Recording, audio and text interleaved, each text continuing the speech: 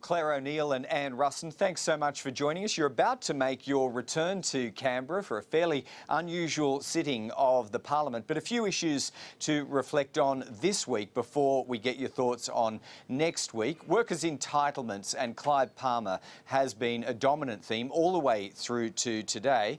And Claire O'Neill, can I just ask you, first of all, does Labor view this action by the government as appropriate? There has been some criticism, I think, from your colleague Brendan O'Connor that it wasn't timely, but I assume you think it's the right thing to do. That's right, Greg. I mean, like millions of Australians, we've been really appalled to see how the 800 workers have been treated by Clive Palmer and his associated companies. The report that was done by the administrator into the organisation here is terrible to read.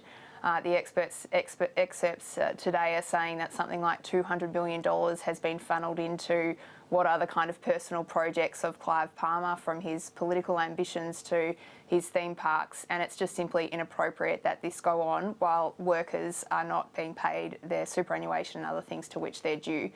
So while we'd say that we wish the government would have given some more comfort to those workers and moved on this a little bit more quickly, we are supportive of the action that's being taken. And you can address the timing if you wish, but I did want to ask, politically, was the government too soft for too long on Clive Palmer? It's now very much pointing the finger at him as the villain, but do you think you should have gone a bit harder, a bit earlier on the man? Yeah, look, certainly, obviously the most important thing here is that today we've got a situation where the workers' entitlements and the issues surrounding those are being addressed. But you also have to remember that there are a whole heap of conditions under which the Minister for Employment is able to invoke the Fair Work Entitlements Guarantee. So the Minister's obviously operated within the guidelines and the constraints that she has, and she's moved as quickly as she possibly can. So it does seem a little unreasonable for the opposition to be critical of the government on this matter.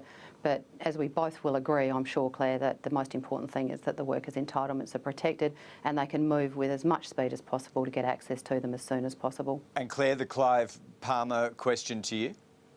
Well, I mean, we can quibble over the timing, and I would say that I would have liked to see the government move a bit more quickly to say that it would be guaranteeing those entitlements. But as Anne says, the critical thing is here, we've got 800 workers in Queensland who are now being told that those entitlements will be protected, and we're supportive of that move. We saw Ewan Jones, the local member, getting a bit emotional when he was standing alongside Michaelia Cash as she announced this today. And Claire, Brendan O'Connor has suggested he was crying crocodile tears. Was that a bit insensitive under the circumstances? Oh, look, I haven't seen Brendan's comments on that. I just say, as local members of Parliament, we do care about the people that we represent, and, you know, to see the economic communities that are destroyed when a big company like this goes bust is devastating. I see it in my community over the car industry shutdown, and it really has an impact on the people that we represent. So I can understand why the local member might have been upset by the situation. And the chances of the taxpayer recovering the contributions that are going to be made under the entitlement scheme, how would you rate those? Fairly slim, because it looks like this is a fairly empty shell as far as value in a company is concerned. Well, whether there's a little bit there or whether there's a lot there, the one thing you can be assured of is that we'll pursue it. Because, you know, this is a ridiculous situation where we've got somebody who's been able to siphon, as Claire says, you know, millions and millions and millions of dollars off into other pet projects when the interests of his workers have been completely forgotten. So I can assure you that the government will use every avenue open to it to be able to pursue recovery of any funding that we can, so that the taxpayers of Australia aren't left to foot the bill for something that should never have happened. All right, let's move on to China. We have the Prime Minister in Beijing today, and there's been much debate, particularly in your home state, Anne, about the steel industry. How forceful do you think he needed to be about dumping of steel that so severely affected Arium? Look, there's certainly the issue of the international steel market is something that was a high priority for the Prime Minister in his discussions with his counterparts in China, and we saw yesterday that he did raise those, and I believe that he will raise them today with the President. But, you know, the reality with this is that we can't just assume that it's the Chinese market that is completely impacting. This is a world market issue.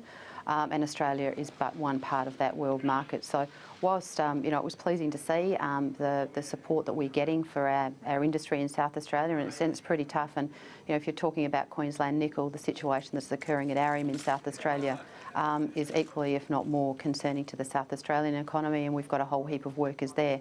And like the Queensland workers, our first priority has got to be in protecting the South Australian workers and the other workers around Australia of Arium. But yeah, very pleasing to see that the debate about making sure that we've got a non-dumping market for steel into Australia was pleasing to see the Prime Minister raising those issues with his Chinese counterparts. And Claire, you can comment on the Prime Minister if you wish, but I really wanted to ask you, Labor's got this 6-point plan that's meant to encourage more Australian purchasing of Australian steel. What makes you think that's going to succeed versus current practice where not much has been bought? There's no real incentive to, is there? Oh, well, I don't agree with that, Greg, but let me start with the Prime Minister. I would have liked to see the Prime Minister make a much stronger statement in China about steel than he was able to do. Governing is about priorities, and this is one of the most critical economic issues facing our country at the moment. 100,000 jobs depend on the steel industry surviving in this country, and one of the pivotal factors in the difficulties being faced by that industry is China and how it's conducting its steel operations. So what would you have him say? How forcefully should he express that? Well, I just think he needs to make it very clear that the situation at the moment is completely unacceptable to us in Australia. We have an open economy, but that relies on countries overseas treating fairly their imports and exports. And there are situations in Australia where we have seen that that is not the case coming out of China. Anne referred to the anti-dumping measures. It's pretty clear to me that there are significant issues facing our anti-dumping system in terms of its flexibility to manage imports and exports that are coming in and out of Australia. So one of the 6 points on Bill Shorten's plan that was announced yesterday to great relief to steel workers around Australia has been to look at some of those anti-dumping provisions and to make sure that that system is effectively being enforced in Australia. But Greg, the critical thing that we can do to help our steel workers in this country is ensure that Australian demand is where it needs to be to support a steel industry. And most of the points on Bill's 6-point plan relate to trying to work with Australian projects to make sure that they're using Australian steel where that's appropriate. So things like, for example, requiring an Australian industry participation plan for much smaller sizes of projects in Australia is going to be pivotal. Also pivotal will be working with projects that are funded by the Australian government that of course should be operating in our national interest, and making sure that those projects are using Australian steel where we can. All right, let's move on to another issue of the week where the Coalition passionately rediscovered a core of its constituency, which was truckies. And Claire O'Neill, Labor kind of got there in the end as well, prepared to meet halfway on maybe delaying the introduction of this remuneration tribunal, and then the Coalition bound even further ahead by proposing to abolish it altogether. But from your point of view, Claire, what's the benefit in delaying? If you believe in this tribunal so much, why not just stick to your guns and have the order stand? Well, this is a really important piece of policy that protects us on the roads in Australia, and it's one that I'm very happy to continue to defend. I think the repeal of this is ridiculous, basically because the Prime Minister has decided that a tribunal has made a decision he doesn't like. He's going to now try to abolish the tribunal, which is completely inappropriate. But the issue is that a decision's been made that the industry has told us it's going to find hard to manage. So the right solution here is to sit down with the relevant parties and talk about how we can compromise to reach an agreement on this. That's what a good government ought to do, instead of this knee-jerk reaction to abolish a tribunal because we don't like what it's told us. And Anne, how do you explain that metamorphosis between delay and abolish? It seemed to almost come out of the blue this week. Oh, I think the Prime Minister's caught the whiff of another way that he could bring unions to the front and centre of the national discussion, again in totally contrary means to what's in the national interest. This Road Safety Remuneration Tribunal is a pivotal thing that protects all of us on the roads. It makes sure that truck drivers are getting paid enough so that they don't have to work harder, they don't have to skip their breaks, they don't have to take caffeine, and other drugs to try to keep themselves awake on the roads. It's a very, very important piece of policy, and if the industry is having trouble managing something, we should sit down and discuss it. But to repeal this is a completely overstated attempt to deal with a problem that can be resolved through a simple discussion between the relevant parties. And can we get your thoughts on that, that move between delay and abolish? How do you understand that came about within your party? Oh, look, I think there was obviously already a discussion going on about the abolition of this particular body, simply because we don't believe that the order or anything else that's come out of this tribunal has been in the best interests of the industry, but most particularly to try and hide behind the fact that this is about safety on our roads is just absolutely ridiculous. This is about as far as we're concerned, it's just an attempt by the TWU to try and put out of work a whole heap of mums and dads. These aren't the people that drive their trucks necessarily between Sydney and Melbourne. These are people who drive their trucks to Kununurra. They're mums and dad businesses. This has got nothing to do with road safety. If it had something to do with road safety, we would be taking this very, very seriously. This is the most. It was a tribunal that was put in place as a favour that was done by the previous Prime Minister to her mates.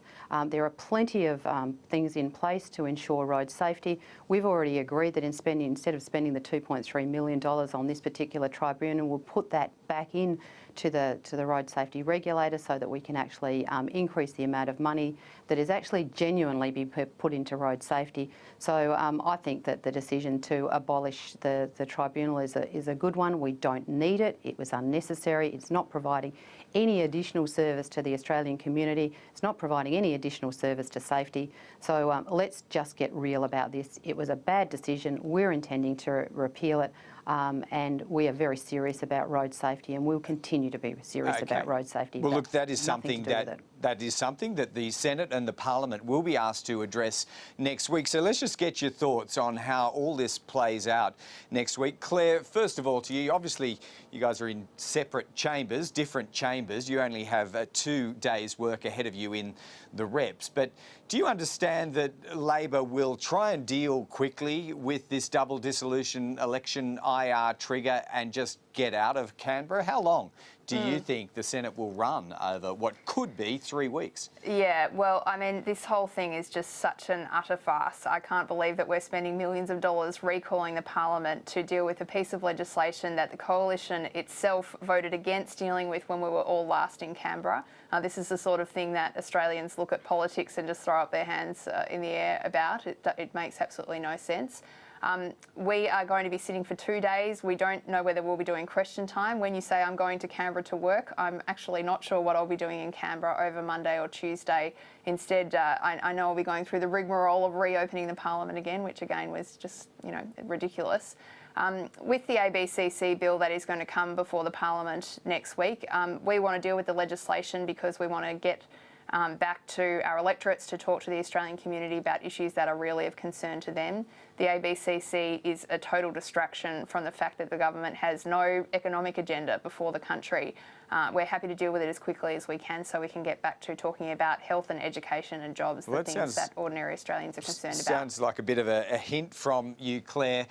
Anne, your expectation, listening to what Claire's just said, but also trying to work out what might be in the minds of your opponents. Are you coming to Canberra for 3 weeks or perhaps just for a few days? Well, obviously Claire's in a better position to know how long we're coming back to Canberra for than I am. We've basically said to the Parliament, we've got an economic agenda that we want to put through. We believe that the lawlessness that's occurring on our building sites and the economic impact of that is something that's very serious, and we believe that the public of Australia are concerned about that and the other economic reforms that we've got in our agenda. So we're saying to the Labor Party, to the Greens and to the crossbench, we put our economic agenda on the table when we went to the last election. You haven't let us implement it, so the choice is yours now. You either allow us to do that or we're going to have to go back to the people and ask them to make the decision. So unfortunately, I can't give you any more insight into it because it's not in the hands of the government any longer. We've put it in the hands of the elected members of the Parliament to make that decision, and if they don't make that decision, then we'll have to go back to the people and let them decide. All right, well, whether that takes a long time or a short time next week, all eyes will be upon your chamber in particular, Anne Ruston. But we're going to thank both of you, Anne Ruston and Claire O'Neill, for reflecting on the main political events, and we'll see you in Canberra next week. Thanks, Greg. Thanks, Greg. Thanks, Claire. Thanks, Anne.